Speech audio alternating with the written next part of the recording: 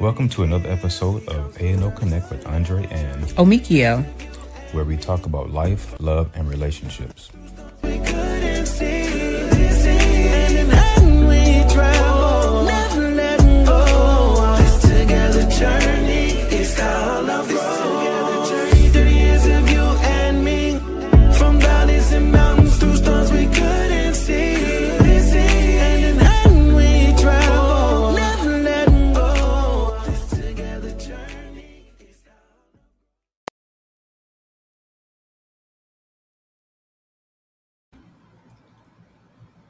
All right, here we are. We are live. Oh, welcome back to A&O Connect with Andre and Omikio. And we have a special guest.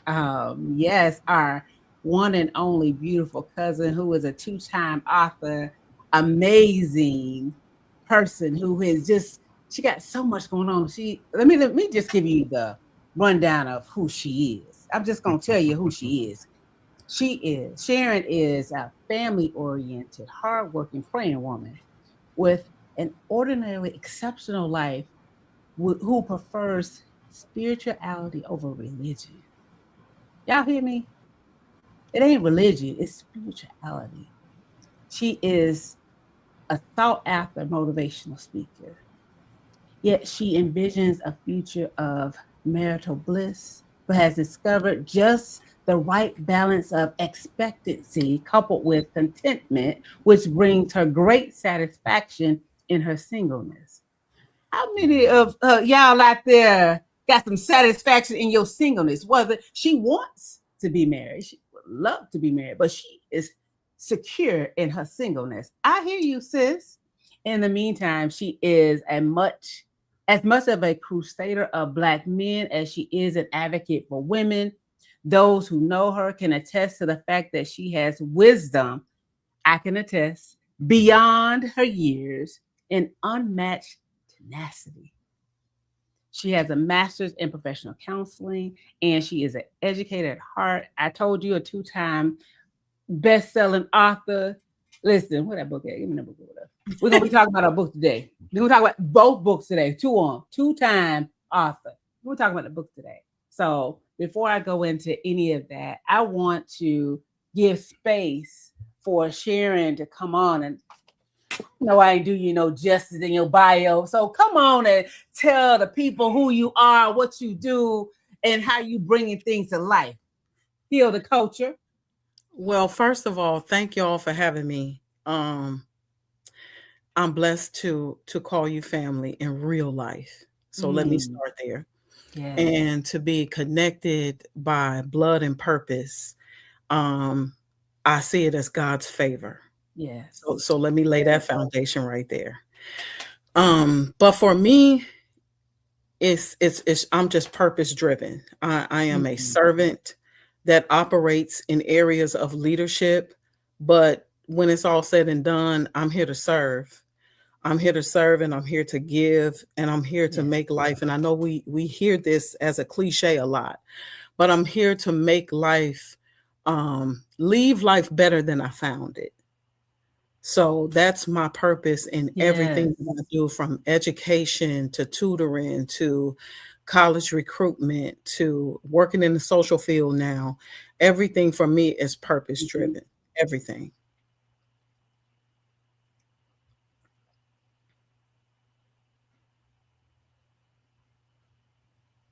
I hear you and I love it.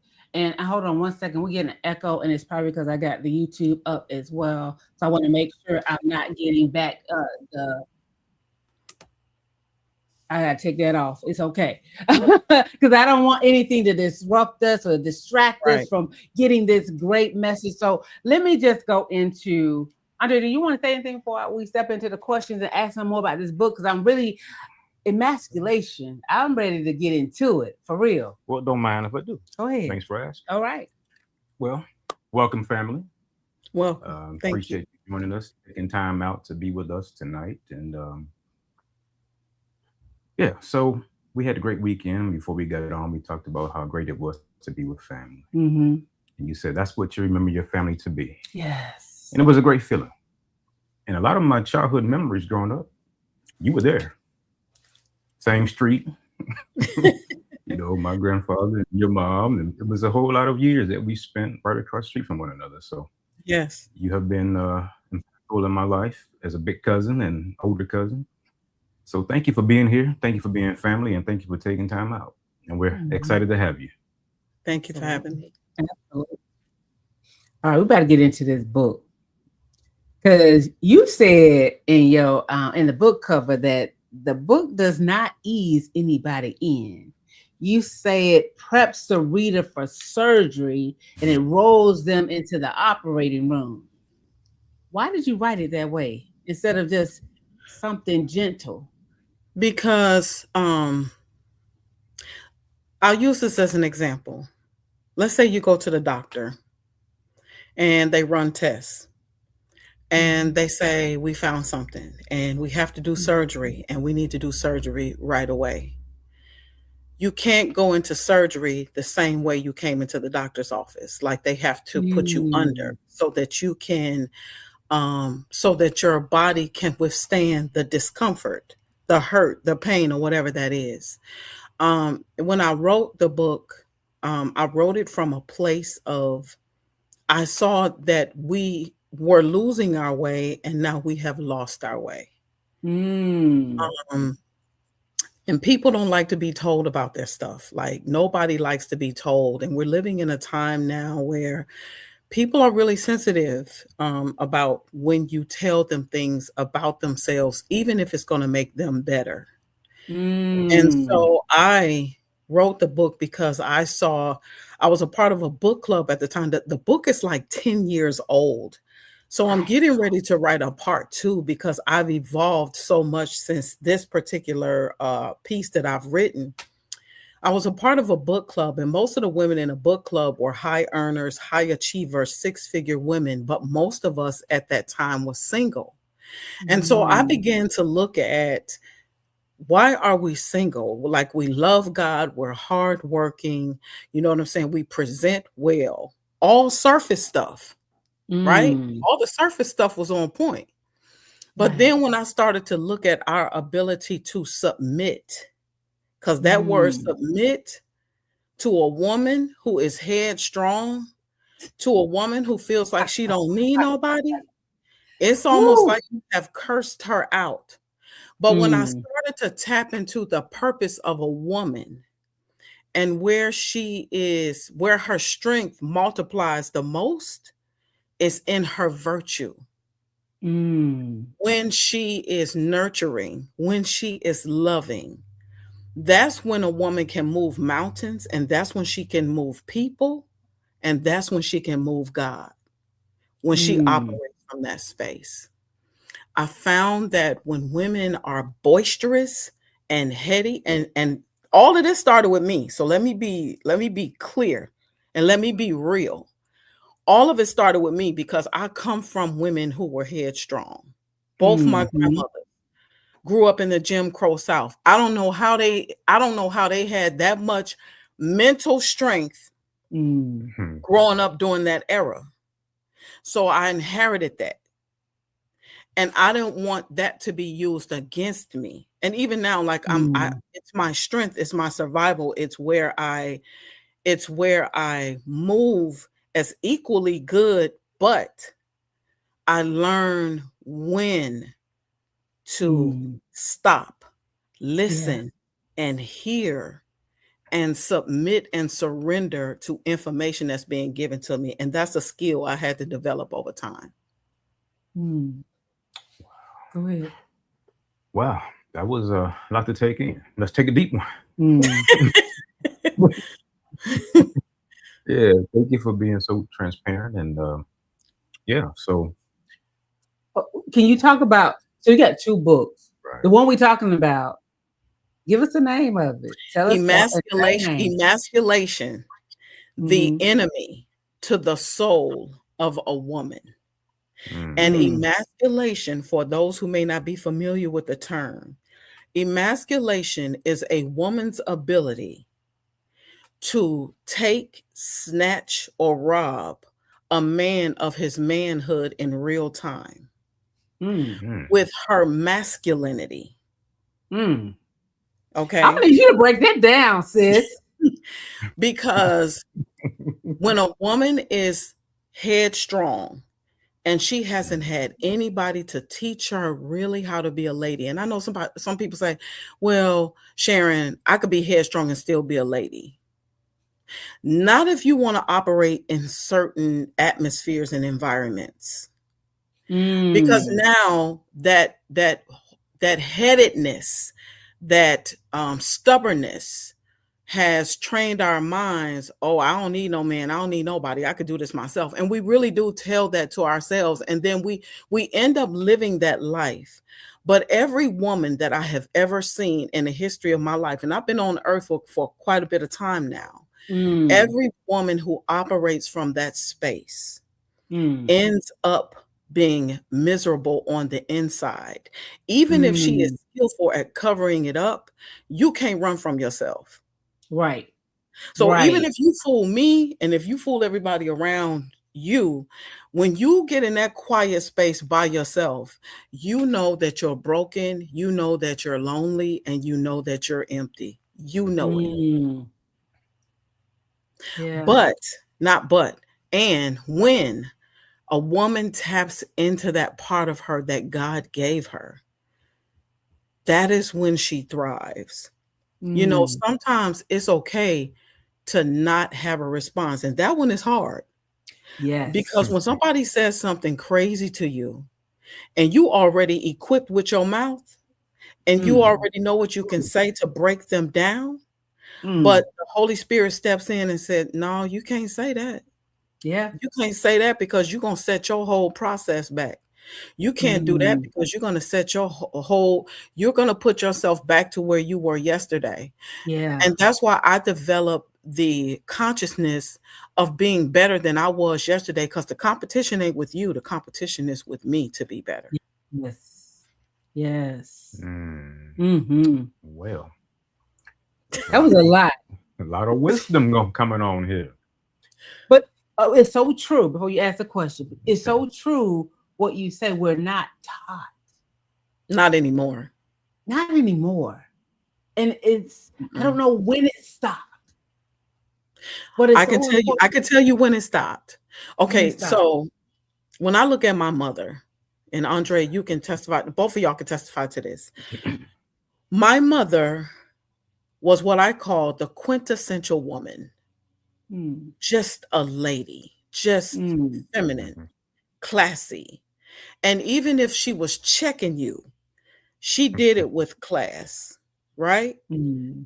Okay, so that was my first example of knowing what a lady looks like, how she moves in her home, how the nurturing comes out of the kitchen. We don't cook anymore, we go through the drive through.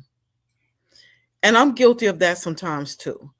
But so we saw the example, right? And Mm-hmm. then our generation have had children. And now our generation, our children are grown and they've had children. So in that translation, in that transfer, we have lost that unique ability to pass on the desire to want to be a nurturer first. So we Mm. train our daughters, you're going to college, you're going to get your education, which you should, and you're going to get out here, you're going to get your own, and you're not going to need anybody. Mm. Because our parents, my mother came along in the era where they didn't leave their men. Mm. They Mm. didn't walk away from family. And when I think about my mother, everybody speaks about the Proverbs 31 woman, which that's great. But before you get to Proverbs 31, you got to stop by Proverbs 14 and 1. For a wise woman builds her house. Mm. Yes. Wise women are builders. I'm gonna look at my phone and say that. Mm. Wise women are builders. We do not tear down. We build Yeah. up.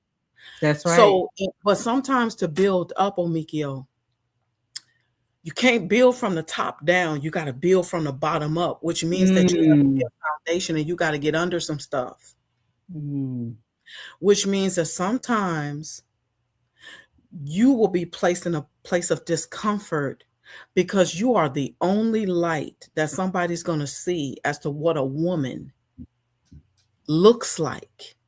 In your case, what a wife and a mother looks like, Yeah. who operates in her virtue. If I was to go to a Gen Z right now, because we're Gen X, the Mhm. millennials, and ask them what is a virtuous woman, the average one of them probably could not tell me, Mm. Yeah. Yeah. because now the young men have feminine attributes and the young women have masculine attributes. They're not even waiting to be asked out on a date anymore. They are Mm. completely taken over.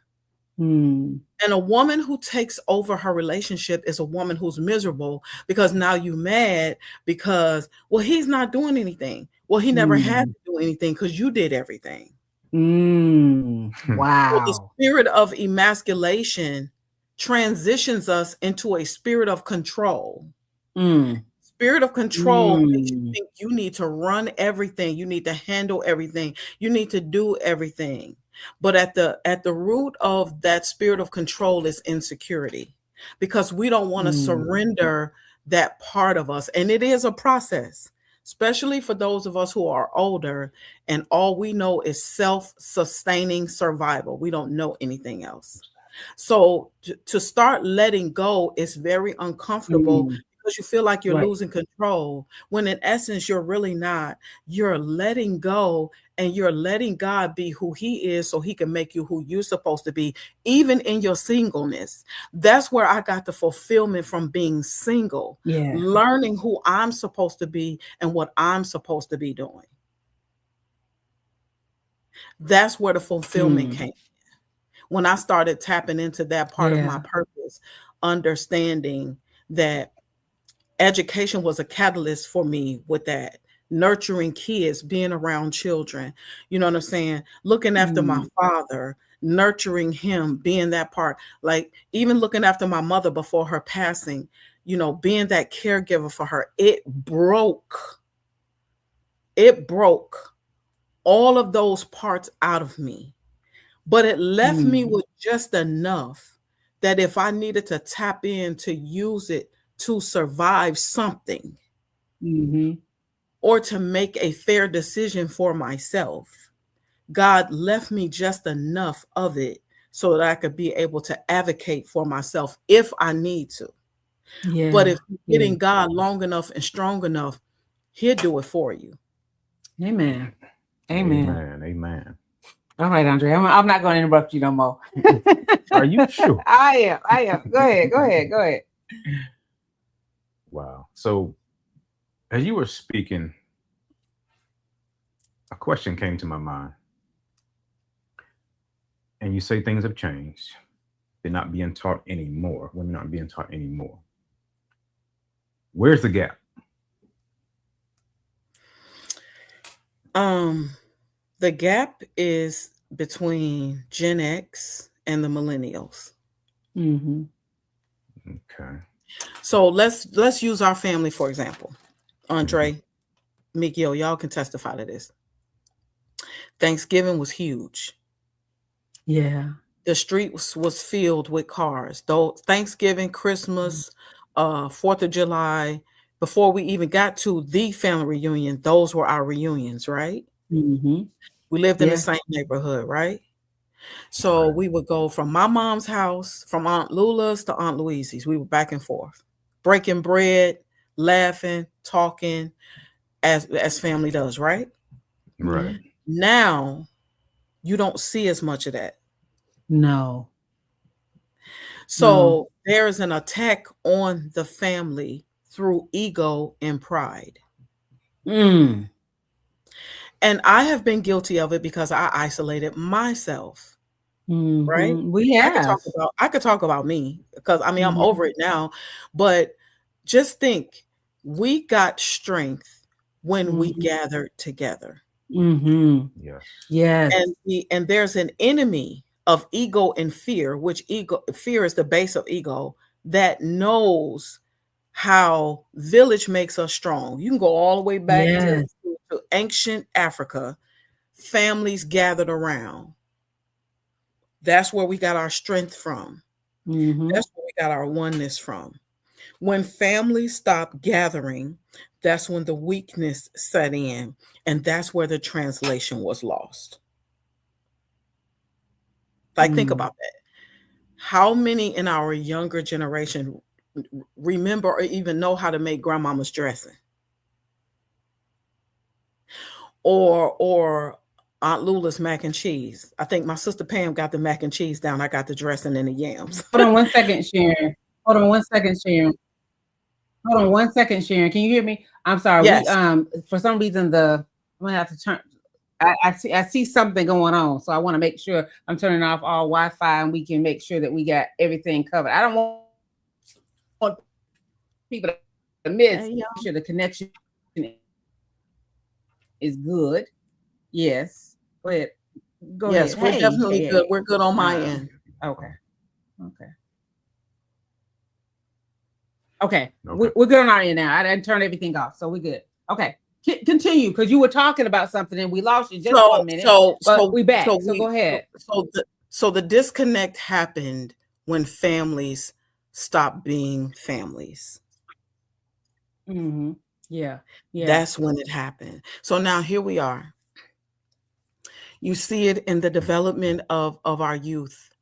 You see how our young, and I'm using them as an example because I was in education for 26 years. You see the transition happening. Our Mm-hmm. young men are very like they wear their emotions on their sleeve, right? Mm. They don't have that discipline. Whereas I see our generation as the bridge. We are the last generation that knows what those days look like. We know what they felt like. And those days gave us a different type of strength. Yeah. We have allowed modern times to deceive us into thinking we don't need each other. Now, let me be clear. There are some things and situations that you don't need in your life. Like, you don't need people playing in your face. You don't need people playing with your heart. You don't need people playing with your mind. You don't need people deceiving you, using you, abusing you, and mistreating you. You don't need that. I am talking about the relationships that are solid that we miss because we're broken. Yeah. Yeah. You see what I'm saying? Mm-hmm. We miss those relationships because real love, 100% of the time, is going to expose something, if not everything, in you. And if it doesn't, it's not real love. That's what we don't know that anymore because everything is on the surface. So I wrote these books to identify these spiritual personalities that come to steal, kill, destroy, and rob. The second book, Unsisterly Love, Incubated Jealousy, I deal with everything relating to jealousy, how it affects your mental, your chemical imbalance, your blood pressure, how it affects your relationships, how it blocks your arteries. Like, jealousy is a spiritual personality that produces a chemical in the body that throws your whole equilibrium off. And you don't even know you're thrown off. Case in point, she walks into a room. All of a sudden, people get, uneasy. And you ask the question, well, what's wrong? I don't like her. Well, why don't you like her? I don't know. I just don't like her. That's the language of insecurity and fear. So I wrote about that. Again, everything starts with me. I was the first partaker of the message. Let me be clear. I was the first partaker of the message, and that's when the healing began. So now I'm on the other side of it. And now I know the effects of all of it. That is why God made man the covering, and he made woman the nurturer. That's why God made man the hunter, and he made woman the compassionate one. It's like when a man is chastising his son, most of the time they either take the son away or they look, yeah, I need you to get on out the way because you're going to mess up my process, and I need to teach this boy because the world is going to teach him a different way. Exactly. Exactly. And we someone tell, oh, please don't hurt my baby. Don't hurt. He is not your baby. I need to get him ready for the world, Yeah. because a man can only make a boy out of a man. A woman Mm, can teach a boy how to be mannerable, mm. gentlemanly. Get that word? Gentle? But a man teaches him how to war. A man teaches him how to be a warrior, teaches him how to be a hunter. In our culture, we have lost. We Yeah. have lost that. I think what happens, and I can just speak from myself, from my experience. I think what happens is, we experience things with our parents, and we want something different for our kids. So we want to protect them.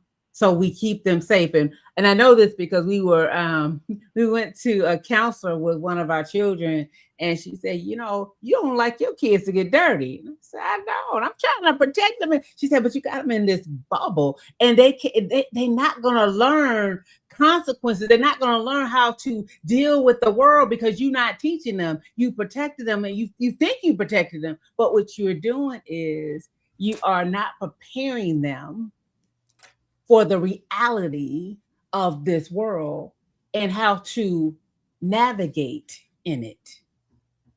And I want to just go to the comments, because there was a couple comments as you were talking.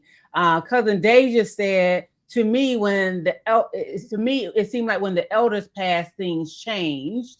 And Sue said something right along with that. We're slowly losing the matriarchs of our family. So many people do not want to hear the truth or keep it real. Let me tell you, that's a lot. Young folks, no mean no harm, but let me tell you, y'all don't like to listen. Y'all do not like to listen. And here's the thing. And I've said this before, you will either listen now or you're going to listen later. Or why not take in the wise counsel while it is available to you, and you could learn from it now versus learning from it later. It's going to hurt later. Well, this is what I always say. And Sue is right. They both are right. But guess who the matriarchs are now? Us. We're the matriarchs now. Yes. Okay. We came under their lineage because they were training us, right? And that is true. When Big Mama, we don't have Big Mama no more. We don't have Madea. We don't even have Grandma, because the grandmas want to be Gigi. She want to be Mimi. She want to be all these other me's and G's. But the point of the matter is this. You can learn the lesson one of two ways. And this is what I always tell kids, young ladies that I mentor especially, and even my students. You can learn the lesson two ways. You can learn it from us teaching it to you as your elders, or you can let life teach it to you. But here's the thing about life. When life starts to teach it to you, it's going to cost you. And sometimes when life starts to teach you, we don't make it back because we don't have the strength to make it back, because we, as the parents, our kids are grown now in our generation. Like you said, we didn't want them to get dirty. Well, when I was growing up, and Andre could testify to this, that's all we did. We got dirty all the time. We was outside all day. I can't imagine being inside on a computer all day. We ran track, we ran relays, we jumped double. We came in. My mother used to say, y'all smell like goats and dogs. Get in there and take a bath, because we have been outside all day long. We were the best athletes at that time because we stayed outside running all day. And so the point that I'm making is this. We learned lessons. We were more apt to listen, even if we didn't follow the instructions the first time. But in the previous generation, the early baby boomers, they made us understand that if you cross me, you're not ready for the price that's coming. And I believe that's what gave me the reverence and the respect. I believe every word my grandmother said. I believe every word my mother said. So it made me understand we have failed in the sense that our young women don't know what it is to be virtuous, and our young men, and I'm talking about Mm-hmm.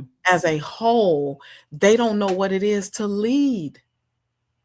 They don't know what it is to totally protect. And I'm not talking all, because when I was teaching, I had a few little cousins that was like, Miss Sykes, that's my family. Like, you can't do that because it's going to be some problems. They had that protector on the inside of them. Mm-hmm. Yeah, yeah, That is yeah. not every young man today. No, Men it's today not. will fight a woman instead of protecting her. That's the Mm, difference. And that's where we yeah, missed it. That is where we missed it. And we're not trained anymore to even pick a mate. yeah. Hmm. There's a question in the chat too. I'll pull it up. Sue said, "Do you think because we weren't afforded the things we afford to our children has caused a disconnect to the younger generation?" Yes, because the younger generation is now privileged. Oh my goodness, privilege is spoiled. They are privileged Mm, because we didn't want them to feel the hurt of not having. So we went out and paid $500 for them Jordans. We didn't want mm, them to feel the hurt of not having. So we went out and paid $1,000 for that cell phone. They haven't washed a dish. They Hmm. haven't cut a grain of grass. They haven't washed a car tire. They haven't swept a sidewalk. mm, See, back in my day, we had allowance. mm. Mm-hmm. Yeah, So, yeah. but that We had was to work our for it. yes, that was our parents teaching us work ethic. Yeah, yeah. But now they're entitled and they Mm, feel equal to you. Like, I've had to tell some of my students, and of course the respect is there because I respect them, they mm-hmm, respect me. And I've had to tell them, and some of my colleagues look at me like I'm a little different. mm. I will quickly say, we are not equal. Exactly. I'm not equal to my father. I'm Mm, not equal to any of my aunts. They've gone on, but my father's 86. I will never be equal to any of them. I don't care how much I don't like their ways or things that they may say. I'm not equal to them. There's a mm, reverence and a respect, even if I don't agree with you, or even if I don't like mm. what you say. There's a reverence and a respect that goes with the time that you came to this earth before I got here. Mm-hmm. But that was taught to me by my Mm, mom, my dad, my aunts, my grandparents. Like that, yeah. that was a village teaching where you Yeah. understood. Now these kids will step to you, they will Mhm. curse you out, they may Mhm. even hit you. Mm. Yeah. I didn't have enough courage to even think about hitting my mother. It just I was was not happening. scared. What? Hmm. We lived in a generation is Hmm. with I made you and I will take you out. And that's a Huh. fact. And that's a fact. And they And they we meant believe it. every word of it. Trust and believe. You guys what I'm saying? I mean Yeah, probably wouldn't be sitting here right now. exactly. Try it if you want to. Oh my god, this is so good and so needed because Yeah. this happens. This is the world we're living in. This is the next generation. And I see Mitch put in overcompensation. We are open. We're overcompensated for these young people. We don't let them do nothing. Don't let them get scratched or nothing. And it's like, but then we pay for it because they bringing up kids who just all over the place. They have no structure, and it's because they're trying to do the same thing over and over again, and it's just this vicious cycle. We got to get back to what you just said. We got to get back to family, and as you stated as well, we are the matriarchs now. We are them. What do Yes. we do with that? I think we need to get back to teaching, and I think we need to get back to loving. Mm, And I just think that, and we need to get back to loving. um Unconditional is a very strong word because we all yeah, love with conditions, whether we say we do or we don't. We all love with conditions, and yeah. unconditional is a strong word. But I will say this: I wrote these books to bring some attention to how far we have wavered, Mm-hmm. and to get us back on track and to get us back in line. Because for a woman who is whole and who Mm. is healing, who's in her Mhm. healing phases, and a woman who has healed so many things. When it's all said and done, you want a companion. Yeah. Hmm. Yeah.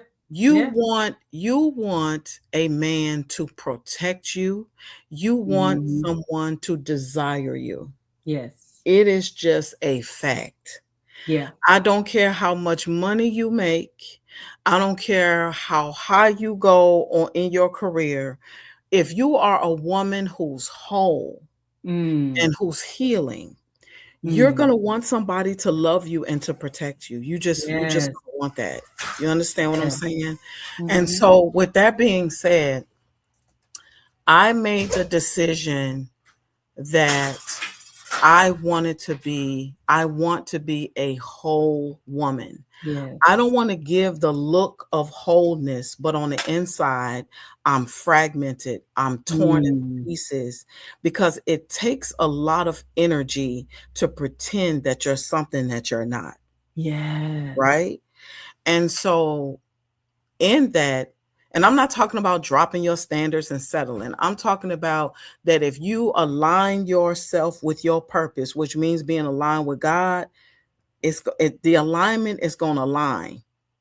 That's what Yeah. I'm saying. So let me say that.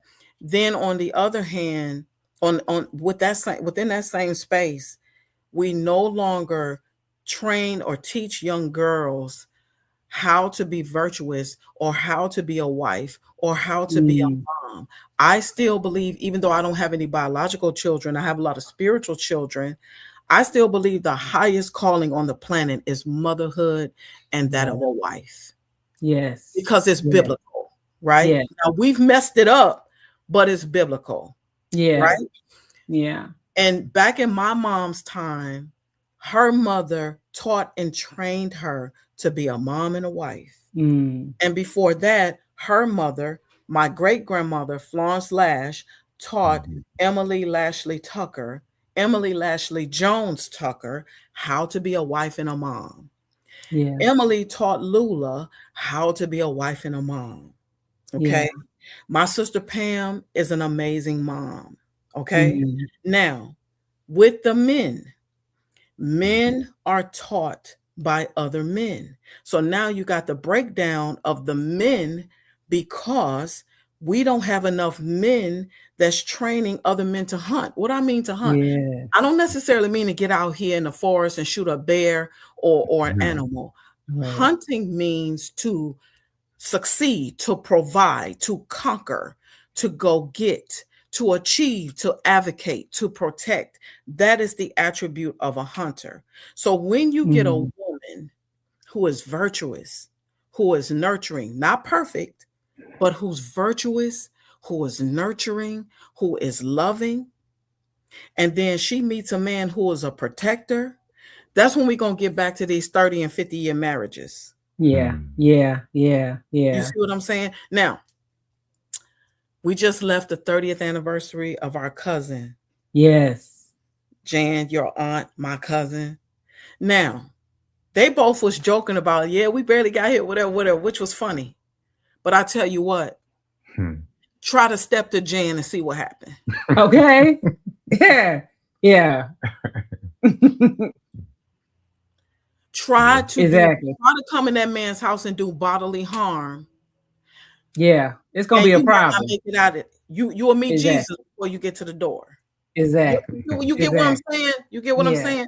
Or even with Jan, disrespect her husband in her presence, and you will see a totally different person. Total But different the side. point that I'm making is the full and total purpose of man and woman is for woman to be nurturing, to be a helper and a helpmate and a strength to her man, and for the man to advocate and protect and cover her. Once we start teaching these lessons again, because I teach it to the 26 women that I mentor, I teach it. Mm-hmm. I teach it. And it doesn't matter if you're single or married. Mm-hmm. So to all my single women, chasing a man ain't the move. I'm gonna say this in my phone too. Chasing a man, you're not designed to chase. You're designed to be pursued. Mm. Okay. That's a word in itself. There is a comment out here that I wanted to put up here. Okay. Okay. And this person says, I presented a question to the women on Facebook. I asked, how many of you grew up with a female role model that gave you the blueprint of how to be a good wife? That's She said, voodoo. the comments were very interesting. I answered. I was on the thread, Mm, and I talked about my mom. yeah. Okay, I talked about my mom. And I think one of the reasons why I didn't marry early was because of the games that I saw. Mm-hmm. Because I saw a lot of some of the things that I saw my mother go through. I didn't want to go through that. Mm-hmm. Because I knew personally, I probably wouldn't survive it. I'm gonna be honest. I Right. probably wouldn't have made it.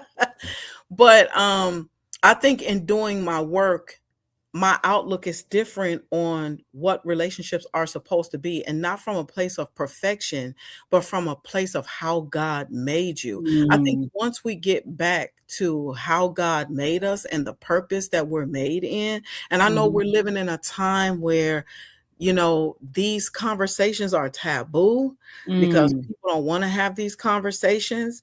And I am not in a space to persuade anybody or to even judge anybody. I just know what God put in me, and I mm. know how he made me, and I know what he told me to do. So I Yeah. can only go by that. I can't negotiate anybody else's path. But I will say this, the peace, the perfect peace that is given can only be obtained by God, and that Yeah. only happens when you are in your alignment. Well, Sharon, let me tell you, we're gonna have to do we're gonna have to bring you back Part two. because it's so much to dissect. There's so much that is needed in all the stuff that you said. As we close out your segment, tell the people where to find your book. Listen, I was all in this book. I was like, everybody need this book. They need it because it's what you said.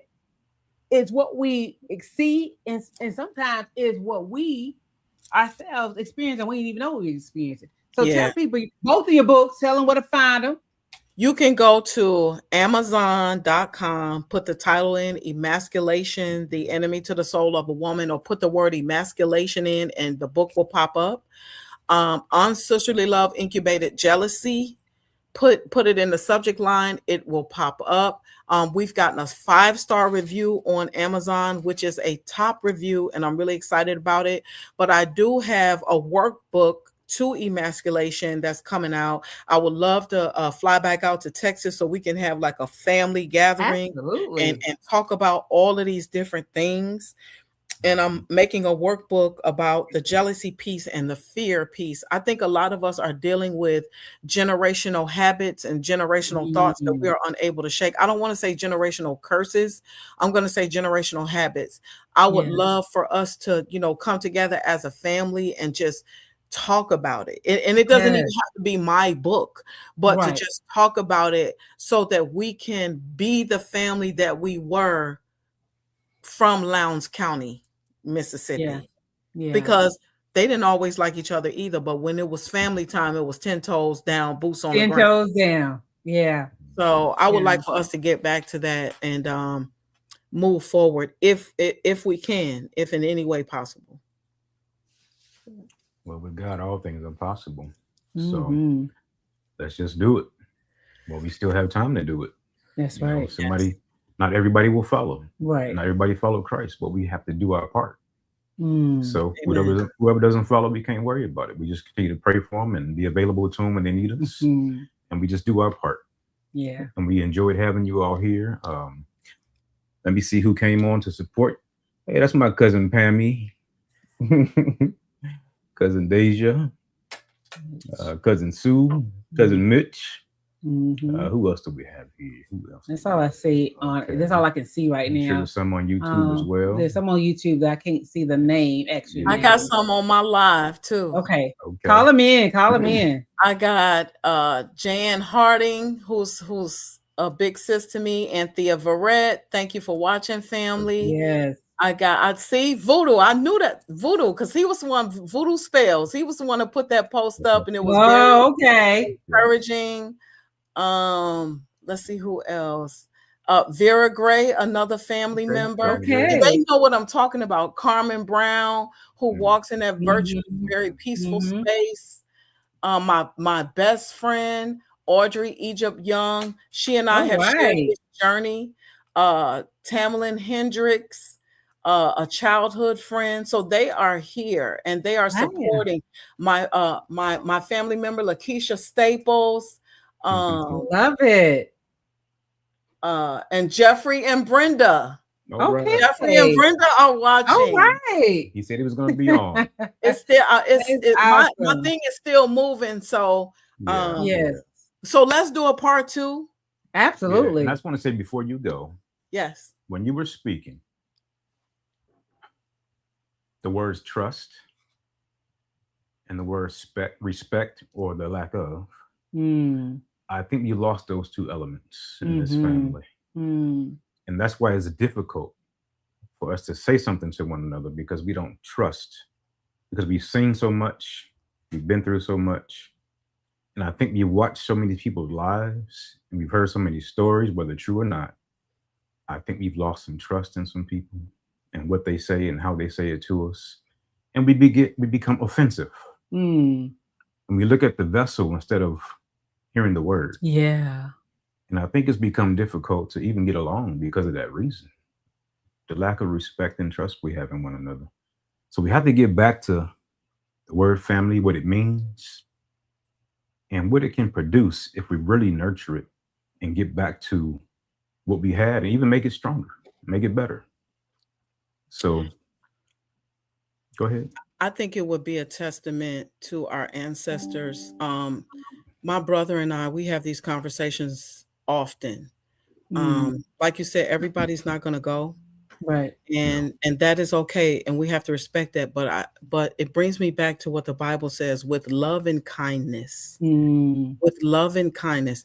I retrieved from people during my process because I didn't feel the love and kindness. So I retrieved back into my space to regroup myself and to do my own personal work to make sure that I'm not triggering. Because sometimes, and Jeffrey says this often, he said, you know, the way you see yourself, other people may not see you that way.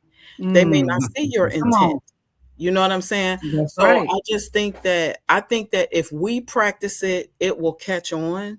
But even if it doesn't, it's okay for us to do it. But and then piggybacking off of what we said earlier, the example of manhood can only come from another man. And the example from womanhood can only come from another woman. You can't make a man out of a man from a woman. You can make him a gentleman. And you can masculate a woman if you put her in a space where she's doing everything on her own without a covering, and then she becomes hardened. And then we accuse her because she's hardened, because she's been placed in a position to become hard. But that could be the part 2. Yeah, but let's do that for the part 2. And I just have one question for you before we go. My last question, I promise. I look at pictures and I can see things. And I looked at the picture that was posted for this podcast. And I was led to ask, what does the word support mean to you personally? Presence. Presence. Being there and being engaged. Even if you're not fully engaged. Having your presence felt. That's what support means to me. Yeah. Okay. Presence. Okay. As you both were talking about family and the trust, lack of respect, I also, and doing this in love and kindness, I think we also got to see it as we're also people. We're not perfect. We're not going to always get it right. And we don't give grace. We will give grace to people outside our family before we give grace to people in our family. And we got to think about that, right? we not gonna always get it right. Sometimes we're gonna say stuff that probably gonna rub you the wrong way. But the intent, the heart is to help. And sometimes, we may get it wrong, but as family, man, and this is something I said this past weekend is the Tucker family taught me how to love family. Even though it was some messiness happening, some people ain't like each other for a minute. Let me tell you, on Sundays, we were all together at grandma's house. Everybody, I don't care if you're mad or not. And they were laughing at it. It was like, what they just they made up. They were hungry. And no, they made up because they still family. At the end of the day, we still family. We may disagree. I mean, we may argue. We may not get along for a spell. But you never let that linger and hold a grudge so long that you don't speak to each other. Y'all don't love on each other.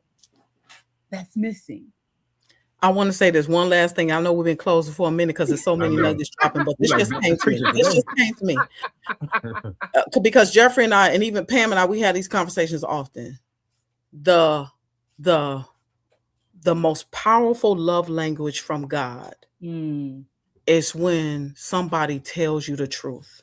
Yes. That is the most powerful. The Bible says there's safety in a multitude of counsel.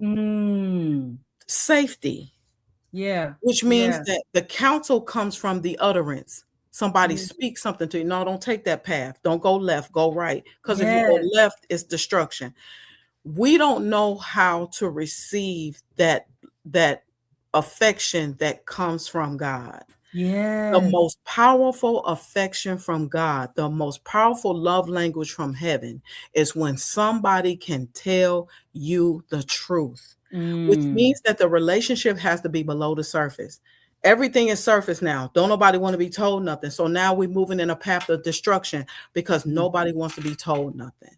So to everybody who has had to tell me, one of the reasons why I learned how to measure myself and distribute myself, it's because people had to tell me. Sometimes you can give too much of yourself and you can hurt the person because you give it too much of yourself. Yes. You see what I'm saying? And then sometimes you'll run up on people who can handle your capacity. Right? But you have to be discerning in the process. Where does the discernment come from? Safety in the multitude of the counsel. That's where the discernment comes from. So we can talk more about that in our part 2, but I want y'all to know that I love y'all. We love you too. I respect y'all. And I am glad that we had this chance to reconnect, realign, and to pursue. Yes. Amen. We love you too. And thank you again. And as I always say, welcome home. Yes, absolutely. This was really good. And again, we got to come bring you back. So I'm gonna check your schedule for your availability, see if we can bring you on back, because I don't want to stop here. We broke open something and we got to continue the conversation. So definitely want to do that. I'm going to turn it over to Andre though, because I need you. She was talking about men and men helping men, and you got something coming up next weekend, and you need to tell the people about what's going on next weekend. They need to be in the space. Men, young men. And your sons, your nephew. I'm gonna let you go because I can keep going. Go ahead. I don't know. It seems like everyone that comes on here speaks to the vision God gave you, especially the women. Yes. And that just further encourages me to move forward. Yeah. So Saturday, August 1st, from 11 to 3, in Louisville, Texas, I will be launching the icebreaker of what we call Man Moments. And God gave this to me in 2019. It was a dream, very detailed. In that season, like I said, I presented it to someone who didn't really hear me. And when I think about it, it wasn't for that person. Was not. But I just figured I'd share it to maybe get some help with it. But that didn't happen. COVID happened. Other things happened. We moved here and things continued to happen. But I never lost sight of this vision. Or the dreams or the thoughts, and God will wake me up at 2:30 in the morning. I'm jumping up, going to write. My wife like, "Where you going? What are you doing?" I said, "God is speaking. I'll be right back. I got to go write it down." So just so many things that he's shown me. We can be on an airplane, I'm looking outside in the clouds, and I can see myself doing this. It was like the scenery would transition, would change. Right. And I can see me. So God never really took this from me. It's been on my heart. Yeah. I talk to young men everywhere I go, even at work. And as you were speaking about the structure, and I hear women say, I'm the mother and the father. And I cringe because I'm like, you're not two people.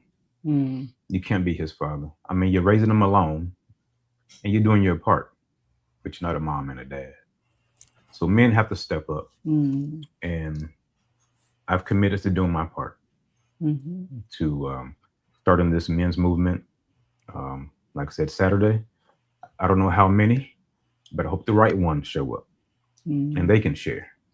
And it won't be the first one. This is an icebreaker. I'm going to keep going because the vision was very large. And so I'm excited. I'm excited to finally give birth to this vision. Yeah. Yeah. So congratulations. Thank you so much. Thank you for speaking on that to further push me and encourage me for this coming up weekend.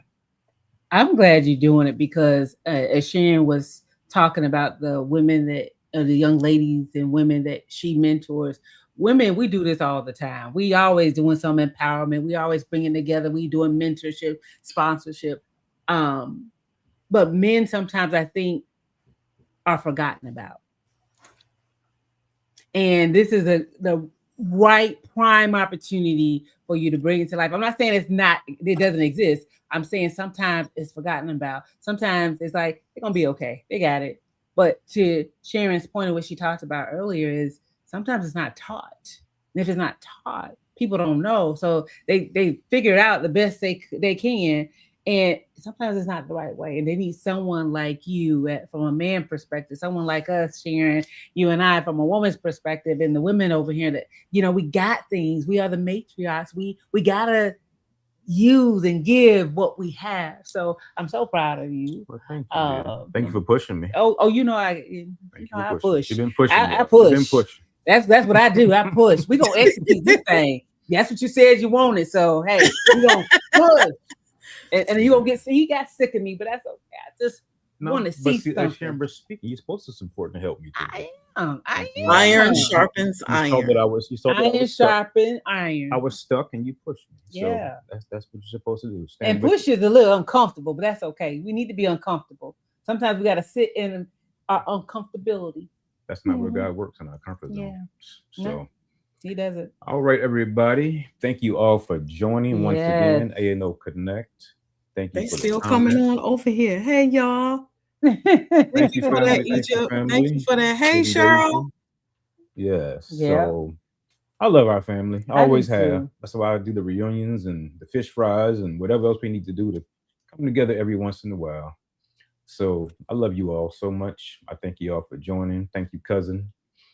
Thank you. Like I said, a lot of memories of my past are with you. Yeah. You were there. You were around us. And like I said, welcome home. Stay home. We missed you. Yes. So I miss you so much. I miss y'all too.